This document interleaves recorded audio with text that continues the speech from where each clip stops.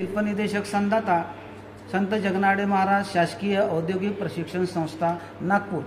मागच्या पाठात आपण सरळ रेषेत धातू बसवणे हा प्रात्यक्षिकाची माहिती घेतली।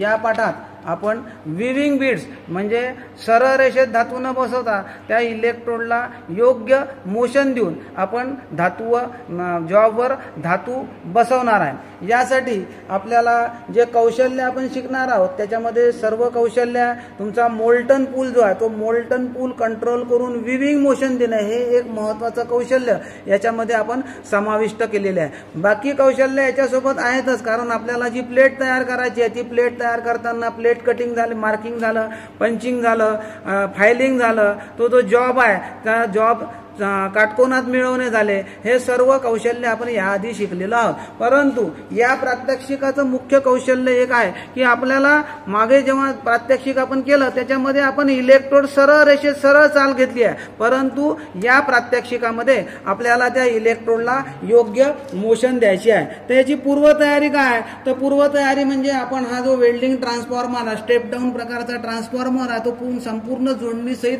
तयार ठेवलेला आहे। त्याच्यासाठी आपल्याला कच्चा माल लागणार आहे। आपला जो MS प्लेट आहे ती MS प्लेट तुम्हाला 100 बाय 10 ची प्लेट आहे आणि त्याची लांबी 150 मिलीमीटर आहे। याच्यासाठी आपण दुसरा जो कच्चा माल वापरणार आहे तो आहे MS इलेक्ट्रोड 3.15 mm डायमीटरचा आणि 4 mm डायमीटरचा। त्याच्यासोबत आपल्याला जे टूल्स आणि इक्विपमेंट आपण वापरणार आहोत तर आपण पहिलेसारखेच तुमच्या मार्किंगसाठी तुम्हाला मार्किंग टूल्स म्हणजे स्टील रूल आहे, स्क्रायबर आहे, ट्राय स्क्वेअर आहे, नंतर कटिंग टूल्स आहे, त्याच्यामध्ये तुमचं बॉल पिन हॅमर आहे, डॉट पंच आहे, तुम्हाला नंतर लागणारे सुरक्षिततेचे साधने आहेत जसं गरम जॉब पकडण्यासाठी टॉंगची आवश्यकता आहे, चिपिंग हॅमर, वायर ब्रश, या सर्व गोष्टी आहे। आणि मुख्य महत्त्वाची गोष्ट म्हणजे आपल्याला सर्व PP घालायची आहे, ती आपली मुख्य गरज आहे। यामध्ये आपण जॉबच्या जी पहिले स्ट्रेट लाईन मारला त्याला कुठल्याही प्रकारची मोशन नाही, विविंग मोशनमुळे त्याच्यामध्ये आपण थोडीशी जाडी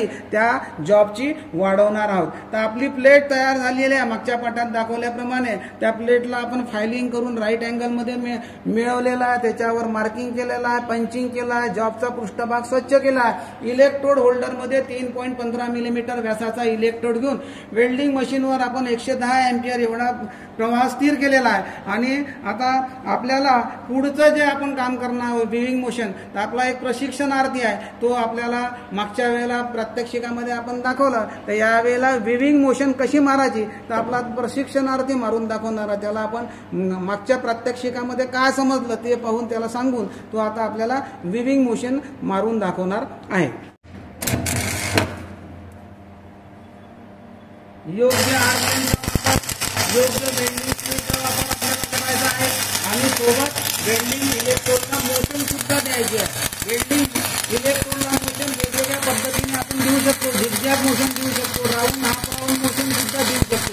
तर ते आपल्यावर अवलंबून आहे की आपल्याला कोणती थोडीशी विविंग मोशन आपण देऊ शकतो। विव म्हणजे विणणे, जसं आपण स्वेटर विणतो, स्वेटर विणताना मागे पुढे विव करतो त्याप्रमाणे एक विशिष्ट प्रकारची मोशन आपण त्या इलेक्ट्रोडला देऊन आपला जो जॉब आहे त्या सरळ रेषेत धातूवर जास्तीचा धातू बसवण्याचा आपण याच्यामध्ये प्रयत्न करणार आहोत। स्वेटर येऊ नये म्हणून जॉबच्या शेवटी खराब प्लेट आपल्याला लावायची आहे।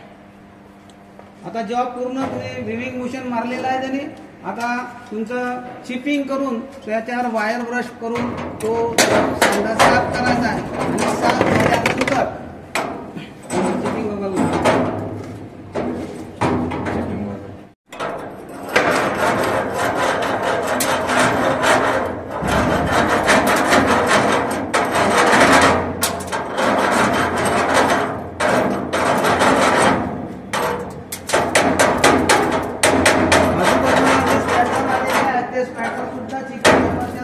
काढून किंवा जॉब आपल्याला फिनिश करायचा आहे।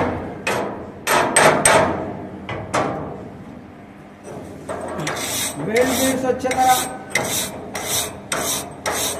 विविध दोषांची तपासणी करा त्याच्यावर।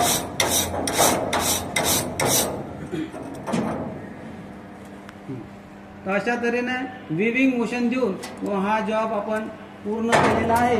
यामध्ये सारांश एकच आहे की आपल्याला याचा उपयोग कुठे करता येईल, तर तुम्हाला जास्त जाडीचे जॉब वेल्डिंग करत असताना त्याला इलेक्ट्रोडला मोशन देऊन आपल्याला वेल्डिंग करावं लागते।